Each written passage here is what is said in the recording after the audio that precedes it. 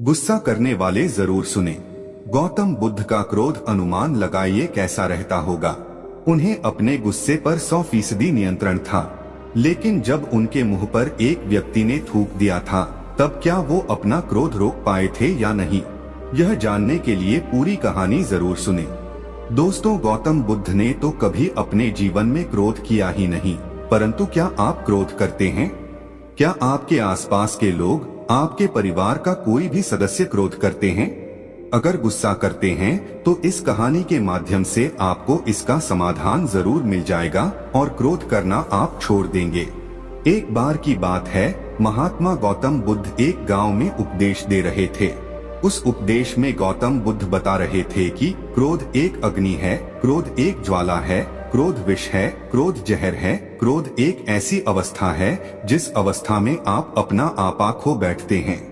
क्रोध करते वक्त क्रोधित व्यक्ति सामने वाले का नुकसान करना चाहता है, लेकिन दोस्तों यह कैसे संभव हो सकता है कि क्रोध आप करें और उस क्रोध के वजह से किसी दूसरे का नुकसान हो? यह तो कदापि नहीं हो सकता।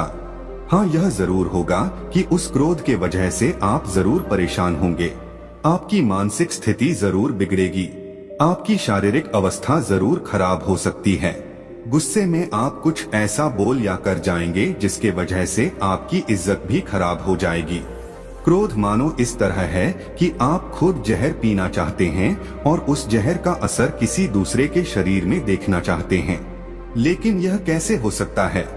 जब आप क्रोध रूपी जहर को खुद ही पी रहे हैं तो उसका असर तो आपके ऊपर ही होगा ना। जब महात्मा गौतम बुद्ध जी यह उपदेश दे रहे थे, उस दौरान उपदेश देते वक्त गांव के लोगों की एकत्र हुई भीड़ में एक क्रोधी व्यक्ति बैठा हुआ था। वह क्रोधी व्यक्ति इस बात को सुनकर और भी क्रोधित हो रहा था, क्योंकि कहीं न कहीं वह अपने आप की बेइज्जती महसूस कर रहा था कि वह मेरी बेइज्जती कर रहे हैं। महात्मा गौतम बुद्ध जी के क्रोध के इस उपदेश को सुनते सुनते क्रोधित व्यक्ति इतना ज्यादा गुस्सा हो गया कि वह उस भीड़ से उठा और महात्मा गौतम बुद्ध जी के मुंह पर जाकर थूक दिया। गांव के लोग और शिष्यगण इस हरकत से भड़क उठे। उनका क्रोध इतना ज्यादा था कि वे लोग उस क्रोधित व्यक्ति को मारने पर उतर आए, लेकिन महात्मा गौतम बुद्ध जी ने लोगों को शांत कराया। उन्होंने बड़े ही शांत स्वर में उस क्रोधित व्यक्ति से पूछा, भाई क्या तुम और भी कुछ कहना और करना चाहते हो मेरे साथ? वह क्रोधित व्यक्ति बिना कुछ बोले वहां से चला गया। गांव के सारे लोग और शिष्यों ने पूछा कि हे भगवान, वह बुद्धिहीन आपके मुंह पर थूक कर चला गया और आप क्रोधित नहीं हुए, आपको गुस्सा नहीं आया, भला यह कैसे हो सकता है?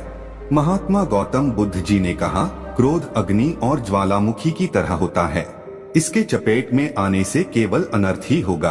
उसने गलत कार्य किया, अगर उसी की तरह मैं भी क्रोधित हो जाऊं तो मैं भी गलत कार्य कर देता। वह व्यक्ति हो सकता है किसी परेशानी में रहा हो, किसी बात को लेकर परेशान रहा हो, जिसकी वजह से उसने यह गलत कार्य किया हो। गांव के सारे लोग महात्मा गौतम बुद्ध जी के बात को भली भांति समझ गए और अपने गुस्से को शांत कर लिया। फिर अगले दिन महात्मा गौतम बुद्ध जी दूसरे गांव में अपने उपदेश दे रहे थे। उसी दौरान वह गुस्सैल व्यक्ति महात्मा गौतम बुद्ध जी के चरणों में गिरकर रोने लगा और कहा कि महात्मा, अभी मेरा गुस्सा शांत हो गया है। मैंने कल जो अनर्थ कार्य किया था उसके वजह से मैं बहुत पछता रहा हूँ। मेरे जीवन में पहली बार सा हुआ है कि मैं किसी पर गुस्साया और वह व्यक्ति कुछ नहीं बोला तथा नाराज भी नहीं हुआ, जबकि जो हरकत मैंने किया उस हरकत पर तो कोई भी मुझे मारने के लिए दौड़ता। कल रात से मुझे नींद नहीं आई है, सुबह से मैं आपको खोज रहा हूँ, खोजते खोजते आपके चरणों में आकर गिर पड़ा हूँ, मुझे माफ कर दीजिए। महात्मा गौतम बुद्ध जी ने कहा, कोई बात नहीं, मैं उस बात को कब का भूल चुका हूँ। मैं तो उस वक्त भी उस बात को गौर नहीं किया था जब तुमने मेरे मुंह पर थूका था। फिर उस व्यक्ति ने कहा कि आप महान हैं, इतना सारा हो जाने के बावजूद भी आप मुझसे नम्र स्वभाव से बात कर रहे हैं, मुझे दोष देने के बजाय मेरे दोष का बचाव कर रहे हैं। इस नासमझी क्रोध की वजह से हुए पाप के लिए मैं क्षमा चाहता हूँ। गौतम बुद्ध जी ने कहा, तुम्हारा पश्चाताप तुम्हें तुम्हारे क्रोध के अग्नि से मुक्ति दिला दिया है, जाओ सुखी रहो। दोस्तों, क्रोध करके हम अपने दिमाग को खराब करते हैं। क्रोध करके हम अपने जबान से कुछ भी उल्टा सीधा बोल देते हैं। क्रोध करके हम बेवजह किसी से झगड़ा कर लेते हैं। क्रोध करने से हमारे द्वारा की गई निरर्थक कार्य को घंटों तक, दिनों तक, सप्ताह तक, महीनों तक या फिर सालों तक उस बात को लेकर परेशान रहते हैं। कई बार तो हम गुस्से में कुछ ऐसा कर बैठते हैं जो हमारे मृत्यु उपरांत ही खत्म होती है।